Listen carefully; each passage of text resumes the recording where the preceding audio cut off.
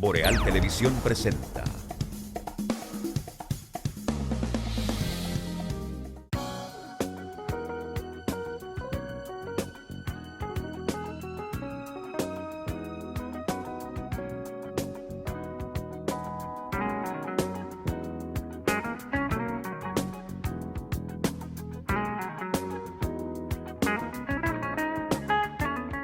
¿Cómo está? Bueno, estamos de regreso con ustedes. Gracias por seguir con nosotros. Entramos en este escenario del Café con Leche, que es el bloque de cierre de este informativo que produce Boreal Televisión, con cobertura en toda la República Dominicana, igual con presencia también en los sistemas de cables, aplicaciones y plataformas digitales para Estados Unidos, Canadá, Puerto Rico, Centro, Suramérica, Europa y las islas del Caribe. Gracias a todos los que nos sintonizan también a través de nuestra página borealtelevisión.com. Nuestros contenidos usted puede verlos en el momento que le sea más adecuado, más fácil, en nuestro canal de YouTube. Tal como habíamos anunciado, tenemos a Olmedo León, quien es encargado de educación de la Sociedad Ecológica de El Cibao, a quien agradecemos que haya aceptado esta invitación a venir a conversar con nosotros en este Café con Leche a propósito de la situación del medio ambiente, las resoluciones que tomó en el día de ayer el ministro Orlando Jorge Mera, y todos estos temas vamos a abordarlos aquí en el Café con Leche. Olmedo, gracias y bienvenido al programa. Gracias a ustedes, buen día a todos los oyentes de este programa. Para la Sociedad Ecológica del Cibao y para mí, en lo personal, también es un honor que nos den la oportunidad de participar en sus espacios. Olmedo, 45 años de fundada tiene la Sociedad Ecológica de El Cibao, recién cumplidos. Así es. Y en el área justamente que tú eres responsable, el área de educación, me imagino que en este tiempo debe haber un balance y algunas expectativas con relación a lo que podría ser el futuro de la educación ecológica en la República Dominicana. Me gustaría empezar por ahí la conversación. Bien, en todos estos años que hemos trabajado, 45 años, yo no tengo tanto, eso es, apenas tengo 41 años, cumplidos sí ya. En agosto cumplí 41 años en la institución. Cuando tú naciste ya Soesi tenía 4 años. Cuando yo llegué, eso es, ya tenía 4 años en la institución, sí. Realmente nosotros entendemos que hemos hecho un trabajo en aspecto de educación ambiental, porque antes todo el mundo alegaba ignorancia, ya no es así. Ya los empresarios son proactivos, reconocen que están haciendo un daño y tratan de remediar como manda la ley 6400. Lograr una ley 6400 es fruto de la lucha medioambiental, que conste que somos la primera institución medioambientalista de la República Dominicana. Lograr que los jóvenes reciban educación ambiental en todas las carreras profesionales, en todas las universidades, ha sido fruto de esa lucha medioambiental. Tenemos todavía muchas decisiones que se toman en las esferas de toma de decisiones políticas que no están acorde con lo que es el medio ambiente, porque aunque son excelentes profesionales los que toman decisiones, ellos no dieron una asignatura que se llamaba educación ambiental, ni una que se llamaba ecología. Eso era optativo para ellos y se graduaban si no la daban y se graduaban si la daban también. Entonces, no la dieron, se graduaron y ahí tenemos nosotros el desorden. Por ejemplo, Punta Catalina, eso nunca debió pasar y nos la vendieron como tecnología de punta, una tecnología obsoleta, rechazada por los países industrializados, porque generar a carbón es 10 veces más contaminante que generar a petróleo, para que tengan una idea, 10 veces más contaminante generar a carbón. Entonces, en un país con 12 horas aproximadas de luz, pudiéramos utilizar más la energía fotovoltaica. En un país con corrientes superficiales de agua, podemos utilizar la energía hidroeléctrica. En un país con plumas de viento, en algunos espacios podemos hacer parques eólicos y tener energía limpia, energía renovable, ¿verdad? Pero Eso son lo que deciden los políticos. Yo pienso que es porque ellos no dieron una asignatura que hoy día es obligatoria en todas las carreras y en todas las universidades de República Dominicana. ¿Cuáles son los principales escollos que se han encontrado para la formación de técnicos forestales, para insistir en la educación no solo ciudadana, sino también de responsabilidad social de las empresas en estos 45 años? Los principales escollos ahí están en los incentivos. No, los incentivos. Ajá. Las empresas deben tener un gestor ambiental necesariamente, pero se ahorran ese sueldo y no hay sanciones si no lo tienen. Y deben tener un gestor ambiental cada empresa grande, aunque sea con un contrato por iguala, pero deben tener un gestor ambiental para hacer las cosas de manera que le corrían todas sus acciones en la planificación y hacer las cosas sin agredir el medio ambiente.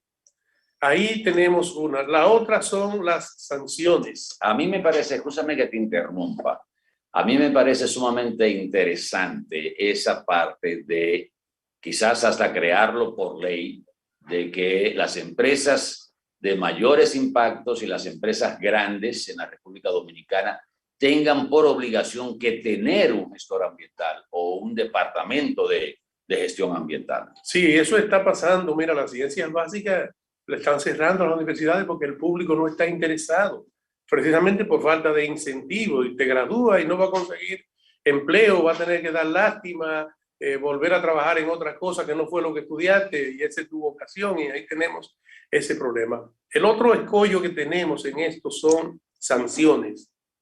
Primero, vaca sagrada, que nadie lo toca, pase lo que pase, y ahí creo que faltan pantalones a las autoridades, porque la ley es la ley, debe ser para todo. Y segundo, sanciones muy débiles. Aunque la ley 64-00 habla de sanciones administrativas desde medio salario hasta 3,000 salarios mínimos, es muy difícil que le pongan más de 10 salarios, 20 salarios mínimos a una infracción por grande que sea. Y de manera... estaríamos hablando con el salario mínimo del Estado dominicano, que ahora ronda los 10,000 pesos. 10,000 pesos, correctamente. Y las sanciones penales que van desde un cuarto salario mínimo hasta 10,000 salarios mínimos, pero no se aplican. Y tenemos casos. Ahí en San José de las Matas hace unos años, un señor se reía con la muela de atrás, porque él decía, si yo corto estos pinos y hago 2 millones de pesos, me va a poner una multa de 50,000 pesos, yo voy a seguir cortando y guardo los 50,000 de la multa, o sea, me voy a hacer millonario. Y eso es lo que está sucediendo aquí. Son fallas que hemos tenido, que son muy condescendientes. Y eso que por suerte el ministerio tiene la facultad de poner sanciones administrativas, que yo recuerdo que cuando se puso esa cláusula fue una idea de mi amigo, el doctor Daniel Jiménez, jarabacoense, ¿verdad?, que ahora está fuera del país, y yo siempre admiración y respeto, porque él dijo, vamos a agregarle en la revisión, estábamos haciendo una maestría en gestión ambiental, y él dijo, agreguemos en la revisión del proyecto de ley unas sanciones administrativas. Bueno, vamos a agregarla porque no nos cuesta nada. Nosotros no somos que la aprobamos. Si la aprueban con esas sanciones, todos ganamos. Y si la aprueban sin ella, pues no perdimos nada. Hicimos el intento. La pusimos y por suerte sí aprobó que el ministerio pueda poner sanciones administrativas, porque aquí el infractor, cuando tú lo sometes a la justicia, sale con mejores relaciones que uno. Y uno es el que queda mal, porque muchas veces hay autoridades que meten a uno al medio. Fulano fue el que te denunció, mira, te estoy apresando porque está un escándalo público, pero si no, ellos hacen lo de la vista gorda y todo bien, gracias. Y se burlan de la gente que tenemos el interés de que las cosas se hagan bien. No es oponernos al desarrollo, es que hagamos las cosas de manera sostenible y de manera responsable, que es lo que ha faltado aquí. Ese es el principal problema que tenemos en la República Dominicana. Tenemos con nosotros a Miguel Torres, el compañero del programa Mañana Boreal y de Café con Leche. Adelante, Miguel. Sí, muchas gracias a Atahualpa Ramírez, saludos a Cristian Acevedo, a Danilo Basilio, Randy Ortiz, conectándome a esta hora por falta de energía eléctrica. Olmedo de León, mucho gusto, qué bueno que estés con nosotros. Sí, en el Café con Leche. quiero que me saludes a Maybelline Consuegra. Mira, yo tengo una preocupación, Olmedo, porque yo estoy viviendo cerca de Arroyo Hondo Arriba. Arroyo Hondo Arriba tiene una montaña y he escuchado la información de que podría ser depredada, porque eso está amarrado a un contrato con una famosa firma ferretera de la ciudad de Santiago. Yo no me explico cómo nos hemos quedado de brazos cruzados las personas que estamos por aquí, que pertenecemos a las juntas de vecinos, los grupos religiosos, con ese estado permanente de depredación a toda el área del río. Hay que ver cómo esos camiones suben, no sé las condiciones, porque eso también tiene efectos colaterales. Entonces, esos camiones que bajan, suben, después que vienen de depredar toda esa mina que hay ahí cerca del río Yaque del Norte, y las condiciones en que está el puente que nos permite entrar a la parte norte, Bellavista o Las Charcas.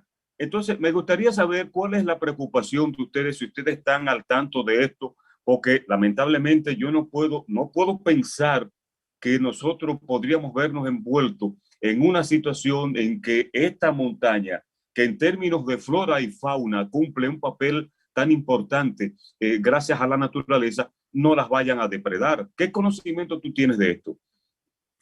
Mira, yo no conozco el caso exclusivo, pero sí te puedo decir que eso ahí es cantera seca y que el desarrollo no se puede detener. Hay que hacerlo con responsabilidad. Ahora, le ha faltado a las autoridades, a todas las autoridades, le ha faltado elevar el nivel de conciencia de la población. Desde el año 2000 tenemos una ley de medio ambiente que ordena un plan de ordenamiento del territorio. Y si eso se hubiera hecho en el año 2001, tuviéramos 20 años de conciencia y la población no se alarma porque sabe que esas son zonas para minar, donde se puede minar, no tener que traer materiales de la orilla de los ríos o del lecho del río, sino que es de ahí. Ahora hay una planificación que tiene que hacerse y una compensación, así como un plan de resarcimiento de los espacios minados una vez terminada la minería, unos criterios técnicos que nunca se han aplicado en la minería y nos dejan entonces una huella ecológica, lo que llamamos un pasivo ambiental, porque si a usted le autorizan cortar 15 metros de profundidad, son 15 metros, ¿verdad? Pero si encuentra una franja de material bueno, se va a 60 metros de profundidad y deja un corte vertical, que es a lo que la población le teme y que es la preocupación que tenemos, que vaya a pasar lo mismo en esa montaña, porque nunca ha habido responsabilidad en el manejo de las minas, nunca ha habido sanciones significativas, no hay supervisión, el Ministerio de Medio Ambiente no tiene el personal técnico para supervisar todas las minas como debe ser. Y las minas deben exigírsele un plan de recuperación, y ese plan de recuperación, cuando usted va a la mina, no hay un 10% de las minas de República Dominicana que tenga el plan de resarcimiento, ese plan de recuperación. Aquí tenemos 70 minas en Santiago, en la provincia de Santiago, 70 minas operando. Y no hay 7 que tengan el plan de recuperación. ¿Por qué? Aunque se le exige en el documento, no se le supervisa para que lo cumplan y no se sancionan si no lo cumplen. Y ahí tenemos el problema. No es que se traiga material o no de ahí, porque pudiéramos todos estar conscientes de que de cantera seca es que debemos sacar el material necesitado para el desarrollo. Pero le tememos a la minería por el daño que nos dejan, que no es la minería per se. Yo digo que eso es la minería y las autoridades que se hacen cómplices, que se hacen lo de la vista gorda, que le hacen favores, que le reciben dádiva a esta gente para que ellos se salgan con la suya. 70 minas en operación en Santiago. En Santiago. Solo en el municipio. En la provincia. O en la provincia. La provincia. Y de esas 70 hay... No creo que llegue a 7 que tengan un plan de recuperación. De recuperación. De poder resarcir el pasivo ambiental. Ustedes pueden ir a la mina, nada más tienen que preguntarle por dónde empieza el plan de recuperación. La capa vegetal que se retira antes del minado debe estar guardada y protegida. Vayan a cualquier mina y pregunten, ¿dónde está la capa vegetal que quitaron de aquí? Se la llevó el agua, se la llevó el viento. O la metieron dentro del material de relleno. O se fue al bote, algo por el estilo. No la tienen, entonces ya esa no tiene plan. Aunque ellos digan que van a recuperar, no tiene un plan de recuperación. ¿Qué es lo que están haciendo las minas? Que el ministerio le autoriza los botes de materia orgánica de las urbanizaciones para que ellos lo usan para rellenar entonces los huecos que hacen, y entonces eso es lo que yo le llaman recuperación. Pero un plan de recuperación empieza por guardar la capa vegetal de ahí protegida, porque cuando usted termina de minar debe esparcir ese material vegetal y debe protegerlo de nuevo y debe sembrar sobre él, dando la oportunidad a que las semillas de las plantas autóctonas de ese lugar resurjan de ahí, de esa capa vegetal.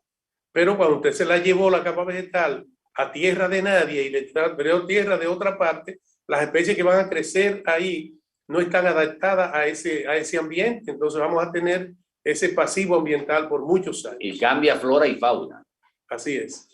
Miguel, Olmedo, hablábamos fuera del aire del problema que se está dando en el campo nuestro. El campo nuestro, que a propósito estoy recibiendo información de nuevos decretos del presidente de la República nombrando nuevos asesores en el Ministerio de Medio Ambiente, de Agricultura. De Agricultura, que parece que tienen problemas la agricultura. Y justamente conversábamos con Olmedo sobre uno de los graves problemas que tiene el campo dominicano y que también yo me refería de manera irreverente al caso de SOESI, aunque con la presencia de Olmedo en el área de educación, pues uno tiene la esperanza de que no es como uno lo ha visto desde afuera. El relevo generacional. De la parte agrícola. Aparte de la parte eso en todas agrícola. partes, ¿verdad? Dice SOESI tiene una membresía muy cambiante, que la gente dura poco tiempo porque es voluntario y por cualquier razón deja de ser miembro porque se mudó de ciudad, por el trabajo que tiene, por muchísimas cosas, pero se queda con ese sentimiento y tú ves gente que regresan 7, 15 años después y aquí estoy y se hacen como dueños de la institución porque ellos se sienten dueños de la institución, tuvieron que abandonar, pero nos preocupa sí el relevo generacional en la parte de producción agrícola en el campo. Los jóvenes no están en esto. Vi un decreto ahí donde el presidente nombra nuevos viceministros en agricultura y asesores comerciales. Ahora, el Ministerio de Agricultura tiene un plan ahora que me gusta y es trabajar con los huertos escolares. Y esos huertos escolares y comunitarios, sobre todo en las escuelas, tienen que motivar a los niños. Así se lo hice saber a uno de la subzona. Tienen que motivar a esos niños para que se entusiasmen en la producción y podamos conseguir el relevo, aunque no sea con el machete, pero con la tecnología, de manera que garanticemos la producción en el campo, porque de ahí que dependemos todos, eso es lo que todos comemos, de esa producción. Y de pronto los viejitos se están quedando solos, ya sin fuerza, y los campos agrícolas se están quedando baldíos porque no hay un relevo generacional para seguirlo poniendo a producir. Que no hay el incentivo también porque un muchacho joven o empezó a estudiar o si no estudió porque no tuvo las facilidades en el campo de por lo menos terminar un bachillerato, ponerse a la puerta de una universidad, hay una buena cosecha, compra un motor, se viene a la ciudad, se mete a motoconchista, se pone a hacer delivery y siente que está en la ciudad y está produciendo más que quizás y con más oportunidades que de quedarse en el campo. Y yo creo que ahí es que se debe trabajar. Aprovechamos, y ustedes recuerdan la década 1980, qué fue lo que pasó en el campo y por qué la revolución. El gobierno le garantizaba un sueldo y hubo un par de décadas donde los líderes, los jefes, eran los agrónomos. Tenían medios de transporte, tenían un buen sueldo y eso era más que un atractivo para estudiar agronomía. Entonces, por ahí empieza también, no es el Ministerio de Agricultura solo, el gobierno central que le garantice a los que se profesionalicen en el área tener una buena colocación en el mercado y sobre todo que le garanticen un precio de sustentación al productor, que es lo que nunca se ha hecho. Usted empieza a sembrar cebolla porque la cebolla está a 40 pesos la libra, usted invierte 32 pesos por libra para ganarse 8 y después tiene que venderla a 25 y perdió 7 pesos por libra porque le llega una embarcación, le llega porque no hay una planificación.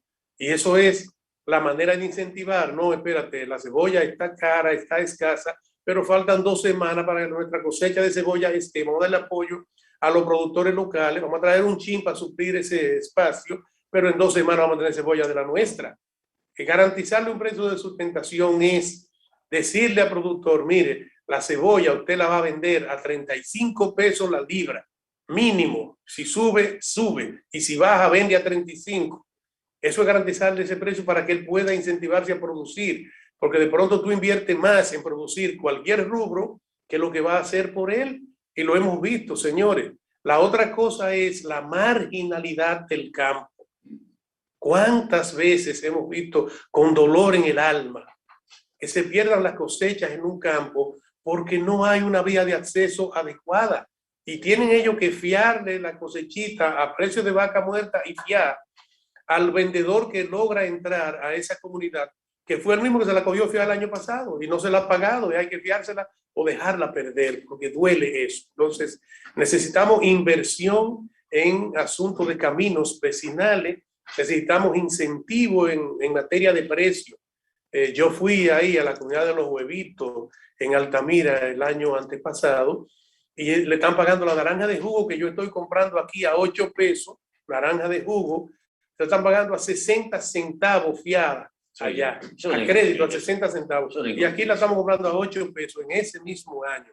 Yo no sé ahora cómo están las cosas, pero la carretera está intransitable, de manera que sigue la misma situación. Hemos visto los niños allá en el campo jugando con guineo maduro, explotando los guineos en la espalda unos a otros, porque no hay que hacer con los guineos, no hay, le cobran más de transporte que lo que le van a dar en la ciudad por ello. Entonces, caminos vecinales, señor presidente, invierta en los caminos vecinales de esas comunidades para que las saque de la marginalidad. Hágase un plan estratégico de incentivo a la producción y a los profesionales agrícolas. Incentivo. Está bien que Agricultura aplicó el plan de reconocimiento técnico.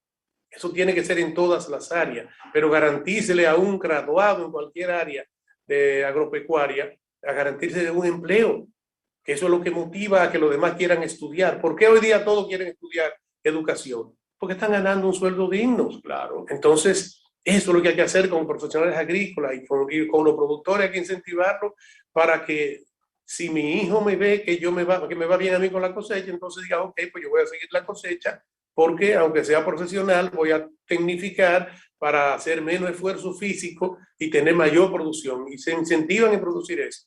Pero necesitamos que el gobierno haga una planificación a largo plazo, no la planificación política que se hace siempre, que no ve más allá del periodo. De auxilio y de parches. Correctamente. Sí, que no, y que nada más ven hasta el periodo. Yo me voy en el 2024, entonces hasta aquí voy a hacer esto. No, a largo plazo. Aprovechemos las buenas intenciones que tiene el presidente de la República de ver un poquito más allá y vamos a hacer una planificación de largo plazo, que todo el mundo cumpla con ello para que haya un incentivo permanente a la producción, que de eso hemos vivido muchos años y de eso nos alimentamos todos. Olmedo, los amigos televidentes saben, porque lo he dicho de manera reiterada, tal vez con la intención, bueno, tal vez no, con la intención de que muchos jóvenes, que ya yo no lo soy tanto, estoy en mi segunda juventud ahora, muchos jóvenes se motiven a conocer su país. He sido un enamorado de el país, de las lomas, de las carreteras, de los caminos vecinales. Me falta muy poco por conocer y he visto cómo ha ido la deforestación. Sitios que yo pasaba que era casi intransitable, con las hojas que te daban hasta por la rodilla cuando tú entrabas, porque casi por ahí no transitaba gente. Sin embargo, hemos visto que la masa boscosa en la República Dominicana ha disminuido, aunque hay un truco que han utilizado para hablar de masa boscosa, cuando diferenciando por el tamaño de los árboles y todo eso. Ahora mismo, ¿cuál es la masa boscosa en la República Dominicana? Y con la comparación a 10 años atrás o 15 años atrás. Mira, nos podemos ir a 10 años atrás.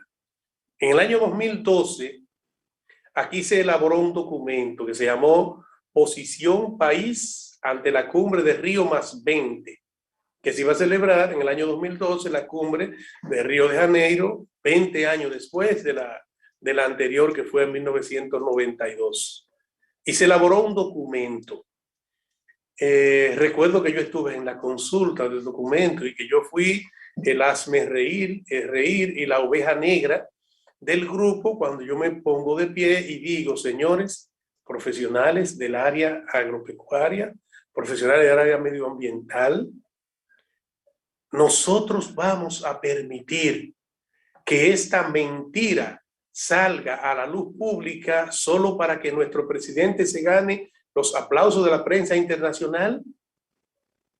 Me dijeron, pero ¿cuál mentira? Digo, lo que estamos diciendo aquí, que tenemos un 43.7 de cobertura boscosa. Pero eso es real, eso es la realidad, eso no da las imágenes satelitales. Digo, sí, esa es una realidad vista desde una óptica fuera de la ética. No, porque ese concepto es aceptado por el organismo que está financiando la elaboración de proyectos. Sí, pero el organismo sí. Pero yo puedo engañarme a mí mismo sabiendo que eso no es verdad. ¿Y a qué me refería yo con esto? Lo primero, que la definición de bosque dice que es un espacio cubierto predominantemente por árboles. Un árbol es una planta que tiene tronco leñoso, que crece por encima de 5 metros de altura y que tiene ramificaciones. Eso es un bosque.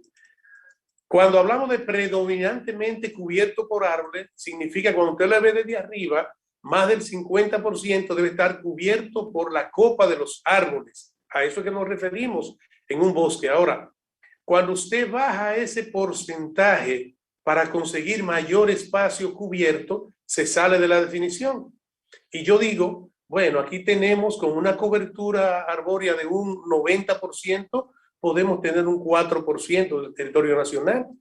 Con una cobertura de un 80%, que es un bosque en perfectas condiciones, podemos nosotros llegar a un 12%, más o menos, un 8%, un 12%. Con una cobertura de un 70%, podemos llegar a un 16%. Una cobertura de un 60%, podemos llegar a un, qué sé yo, 20, 21, 22% de cobertura boscosa. Y con una cobertura de 51, que es lo mínimo que se consideraría bosque, podríamos llegar a un 26% aproximadamente. Pero ¿qué pasó?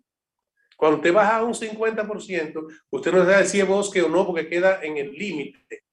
Pero aquí bajaron en ese documento la cobertura a un 40%. Entonces ya no es predominantemente cubierto por árboles.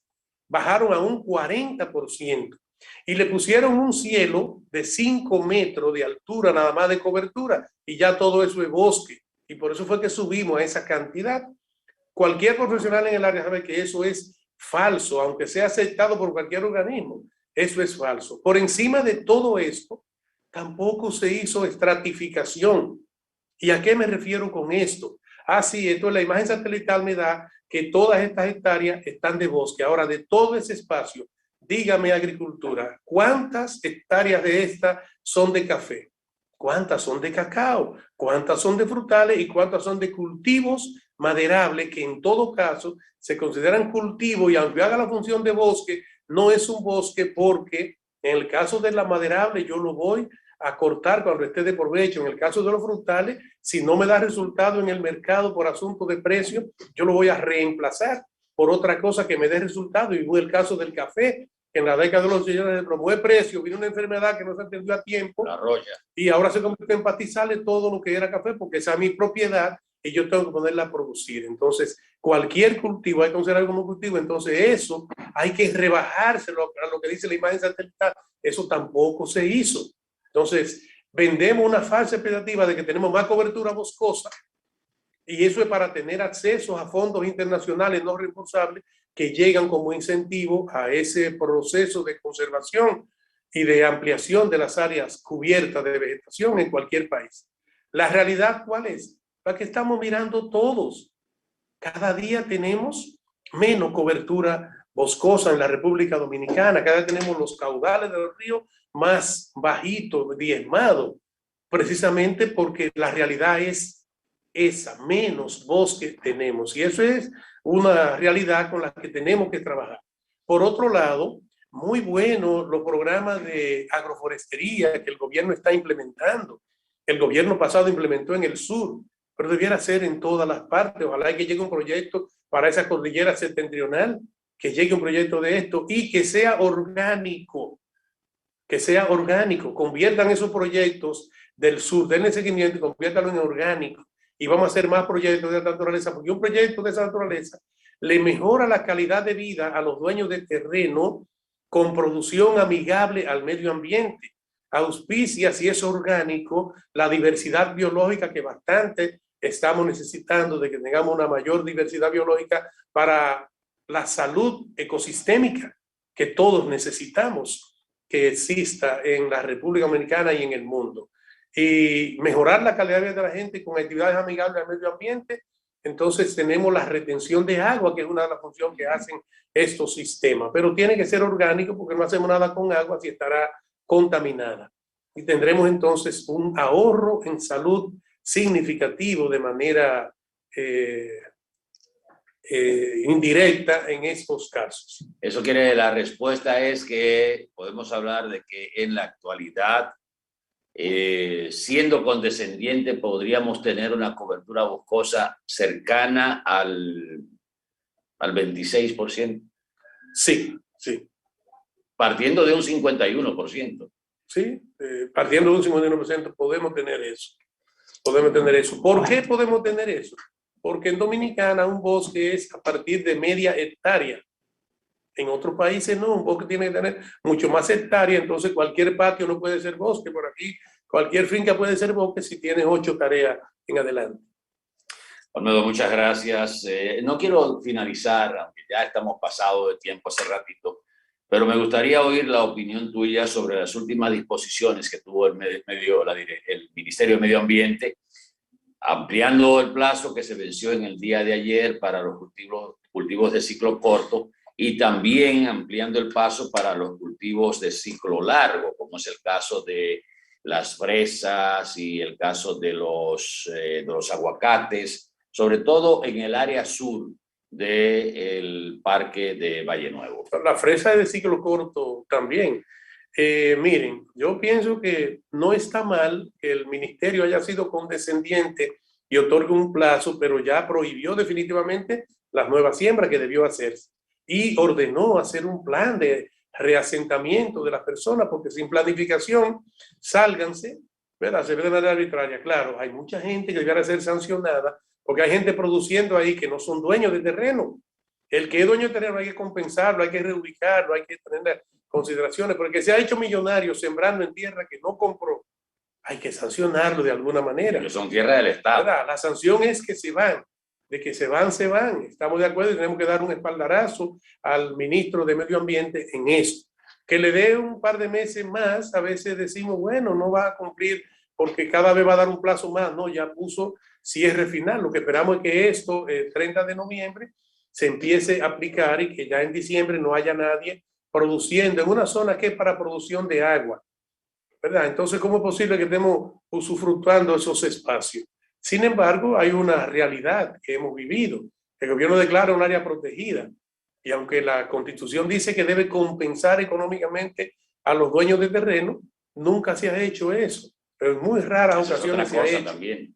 En muy escasas ocasiones. Recuerdo el gobierno de Hipólito Mejía, se hizo una compensación a una familia que hoy día está produciendo la misma tierra porque recibió la compensación económica y siguió siendo dueño de la tierra y hoy está produciendo, vive en esa tierra, para que tengan una idea. Recuerdo en el año 2009, gobierno de Leonel Fernández, que se hizo una compensación en los haitises, pero no con la intención de ayudar a la gente que vive ahí, sino de entregar un terreno a un consorcio minero en un parque nacional, que hubo un pleito bastante extendido por esta razón, ¿verdad? Para hacer una cementera y extraer una roca kárstica que existe en un ecosistema casi único en el área del Caribe, ¿verdad? Porque hay muy poco ecosistema de esta naturaleza y es un parque nacional porque esa es la mayor reserva de agua que tenemos en la República Dominicana. Y entonces, en la isla, no en la República Dominicana, en la isla, la mayor reserva de agua natural que tenemos está ahí en los Haitises y entonces a fabricar cemento ahí en esos espacios. Ustedes entienden hasta dónde llega, pero es muy poca la compensación que los gobiernos han hecho de estos espacios. Y nosotros sí queremos que se haga, creemos en que se haga un plan a corto, mediano y largo plazo y que podamos saber hacia dónde vamos a caminar. En el Monumento Natural Pico de Ocampo, la Sociedad Ecológica del Cibao hizo un plan que se llama adopción de tierra, porque lo que buscamos es que una empresa, una institución, una familia pueda comprarle a los dueños de esa tierra que están declaradas área protegida y que esa familia haga su vida fuera del área protegida y que esos espacios se entreguen al Estado como parte del área protegida para que hagan la función que deben desempeñar ahí y no estén de rubro de ciclo corto, de pastizales, etcétera. Pero es un plan muy tímido porque ¿con qué recursos? La cooperativa de Altagracia, que adquirió la primera 100 tareas y que puso el ejemplo, tenemos que decirlo, año 2006, que hoy es un bosque que podemos exhibir con orgullo ahí. Un concierto que hizo SOECI en el 2011, que compramos 140 tareas más. Otro concierto que hizo SOECI en el 2016, compraron 200 y pico de tareas, con un aporte extraordinario del empresario Fernando Capellán, que hizo, y entonces eso es lo que se ha adquirido, no ha habido más recursos para adquirir, necesitamos un plan, necesitamos que los empresarios de Santiago, de Puerto Plata, que comparten este monumento, aporten a esta causa. Gracias a Olmedo León, encargado de educación de la Sociedad Ecológica del Cibao, que tiene 45 años de fundada y la primera en el país. Yo era muchacho que escuchaba hablar de la Sociedad Ecológica del Cibao y siempre me interesó. Sobre todo tenía una buena presencia en los medios de comunicación, que yo creo que ha bajado también eso. Sí, sí. Debemos retomar el camino que teníamos para que la gente tome conciencia, porque ahora más que nunca se necesita eso, Olmedo. Así es, eso es así.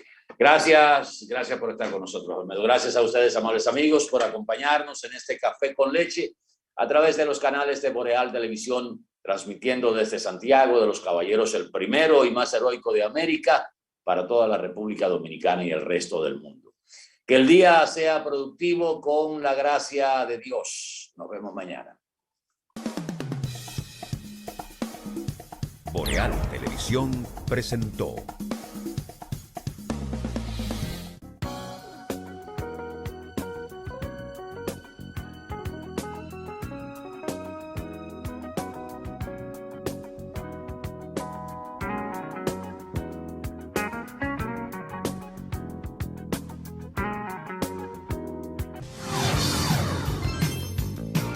Estás viendo Boreal Televisión, voz dominicana.